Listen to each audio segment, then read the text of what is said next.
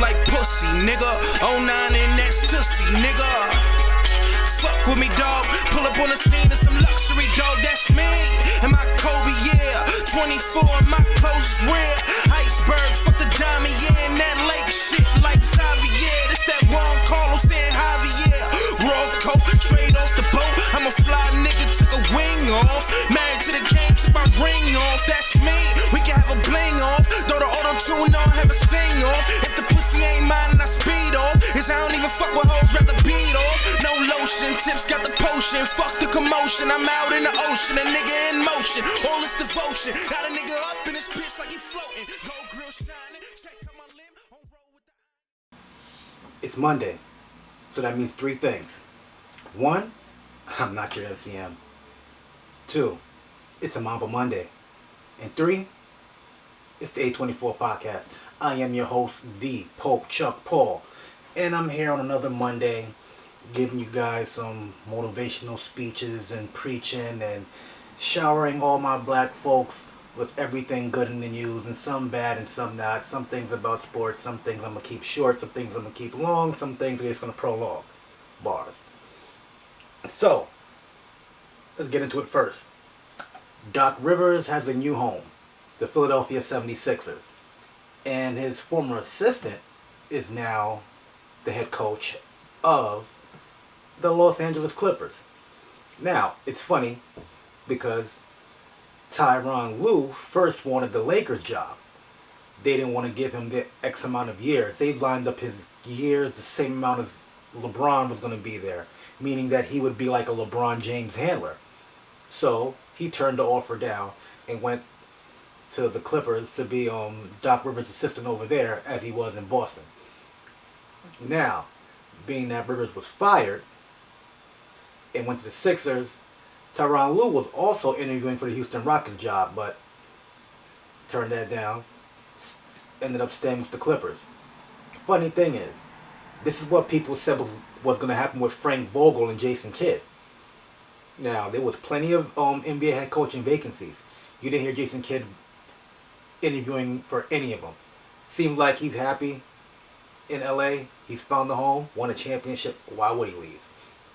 I mean, hey, you might not get the bulk of the credit, but he was a major piece. Also, Lionel Hollins was also a part of the that deep all-star coaching staff.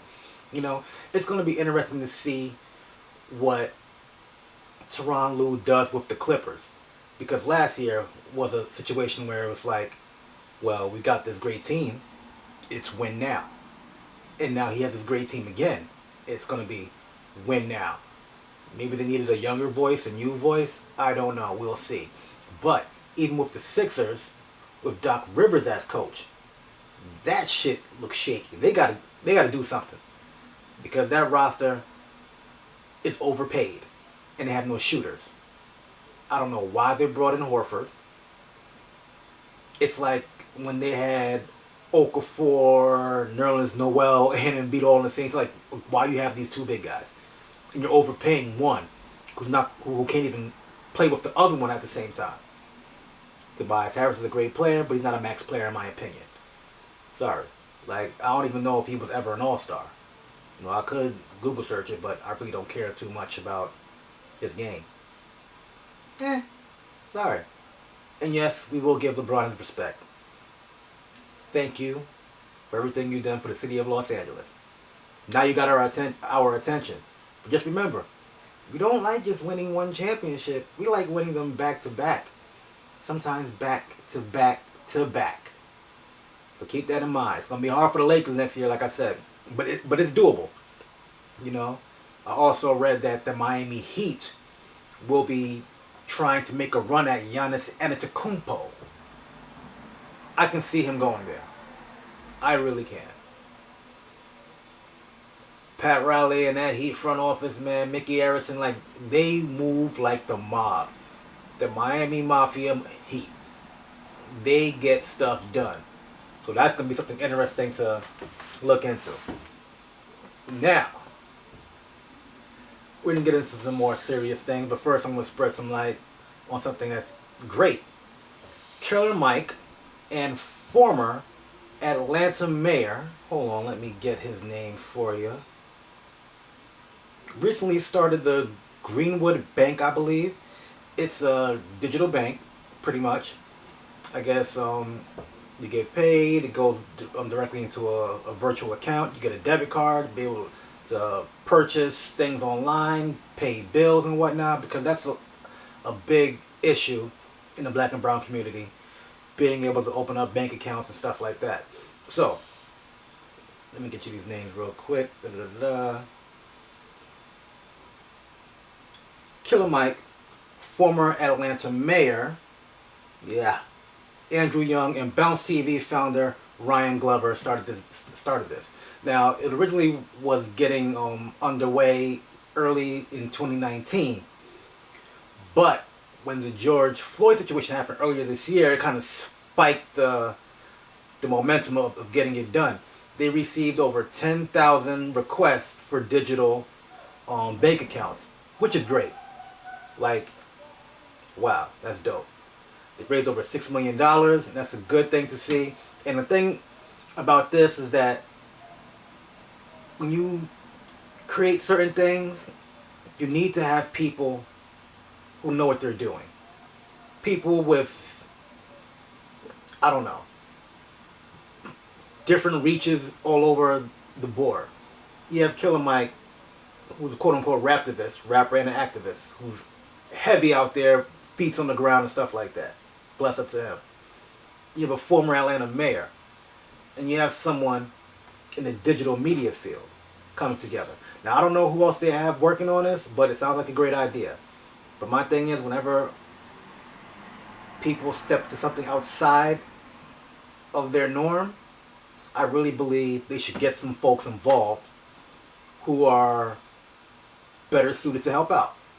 With that being said, whew, see, early in the week I was thinking of going no Vaseline, straight go at Q, disrespectful, but that's not my thing.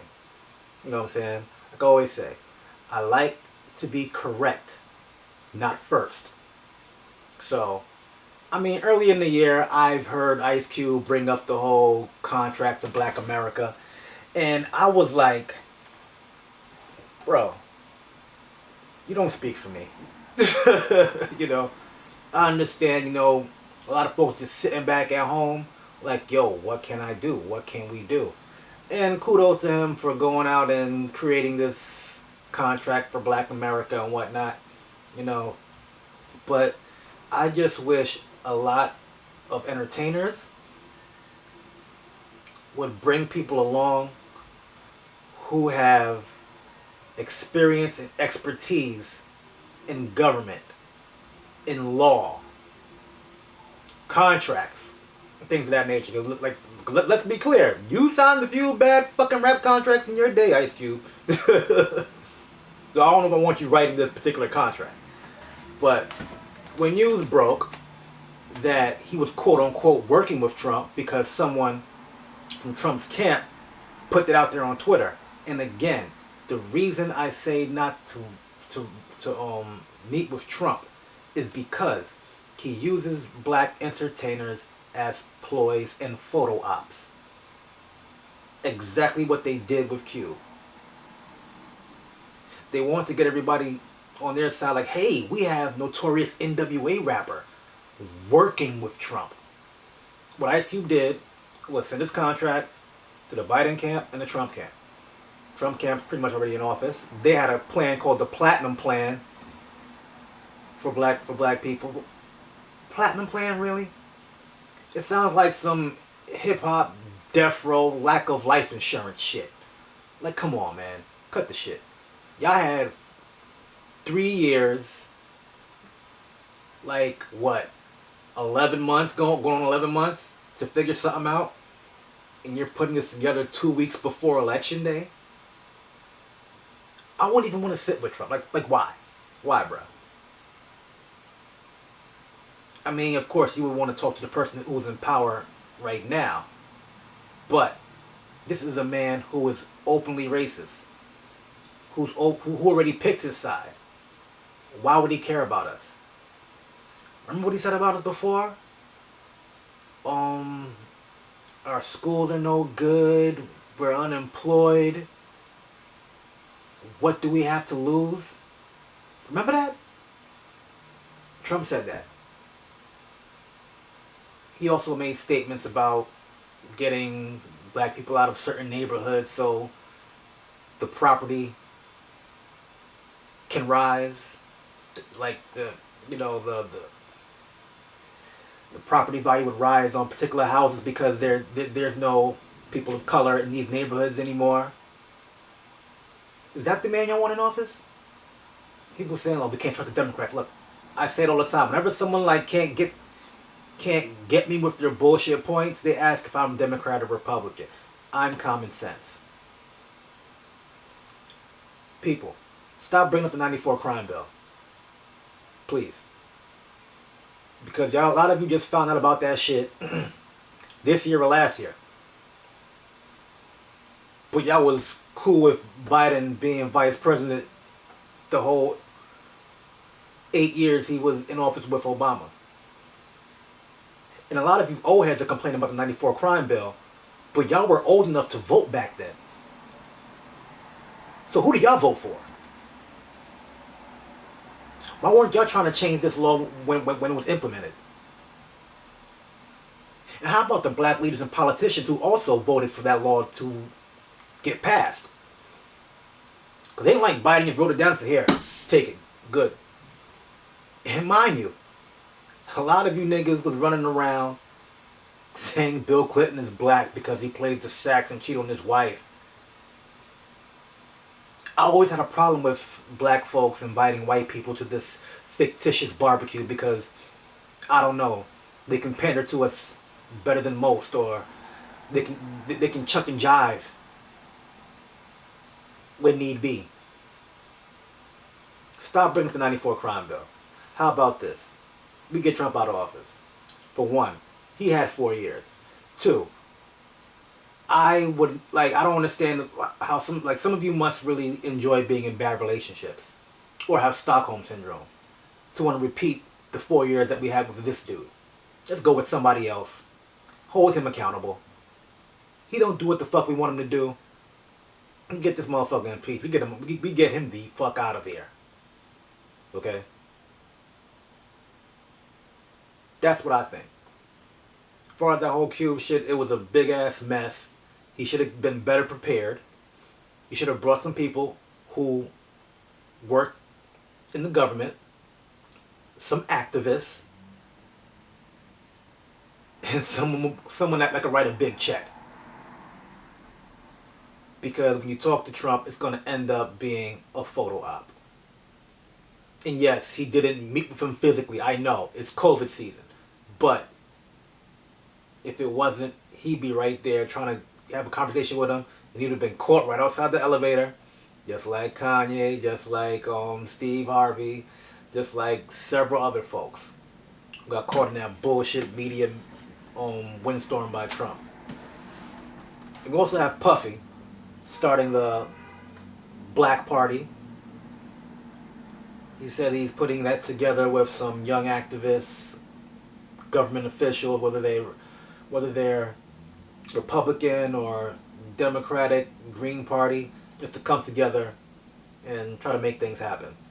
And what I've noticed, I don't knock this at all, but it's really different when white people with a lot of money try to get into politics because they just get that they need that power, you know?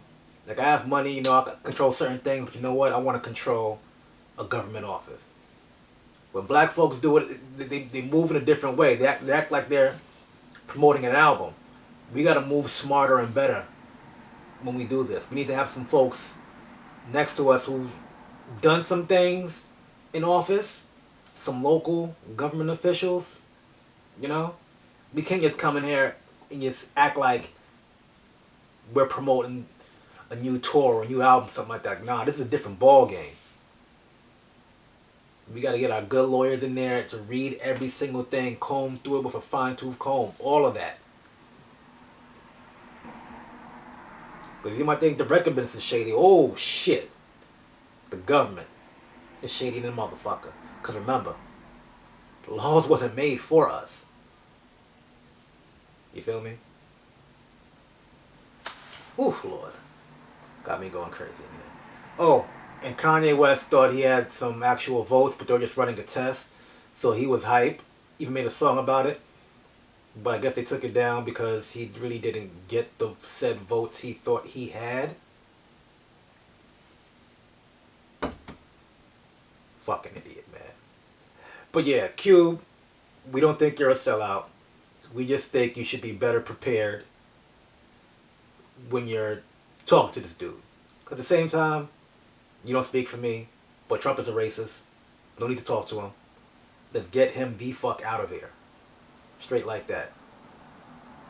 I know people want to say, oh, you're picking the lesser evil. This dude gotta go. Straight like that, bro. It's like, people have this conversation, they say, well, so you're just gonna vote for Biden because you want Trump out? I'm like, no, because to be honest, he actually does have the better plans. Like, as far as one thing, I like that he said college graduates will be able to get $15,000 loans towards a new home, which is great. 'Cause a lot of dudes come out of college, they're trying to pay back loans and whatnot, trying to find a place to stay if they can't stay with their parents. And during the debate with Kamala and Pence, I might have said this last episode, but I had tweeted out, how come no one brought up expunging the records of people who are locked up for marijuana? And as you know, as they're released from prison, their records get expunged, and also make sure that they're one of the first to receive these grants and whatever to open these dispensaries. They ain't saying anything about giving them grants or licenses to open dispensaries, but they did say they would be exonerated and the record would be expunged. That's one thing I liked about it. Legalization of marijuana, I like that too. I haven't really heard anything of what Trump plans on doing, but from what I've seen so far, I'm good. I don't know about y'all, but I don't like staying in fucked up relationships. That's just me. Sorry. And before I let go, Hit Boy and Benny the Butcher, they dropped some shit. Not baby shit. I mean like horse shit, elephant dung shit. This album's fucking fire. Shady Records. Y'all done fucked up not signing Benny. Because this nigga's the truth. He is the truth. I mean, the album's called Burden of Proof. I'm really liking this whole one rapper, one producer. They go in, they lock in, and they create some motherfucking heat. The one track he got with Freddie Gibbs, One Way Flight. Fire. Y'all know I love me some Gangsta Gibbs. You got the Butcher and the Big Lord Bunny Rabbit. You can't go wrong. Of course, the timeless track with Lil Wayne and Big Sean is fire, when Big Sean raps how he signed a bullshit deal with Kanye. Hey man, what can I say? Didn't I mention a few episodes before? I wonder what Big Sean's contract looks like. And of course, War Paint with Westside Gun, Benny the Butcher, and Conway the Machine. Conway went off. And before I get out of here, I just want to let you guys know we're currently also streaming on Spotify. That happened this morning.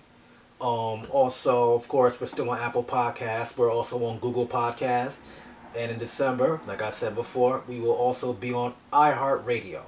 You can follow us at TKOMG, DOTNET. That's TKOMG.net. On all social media platforms.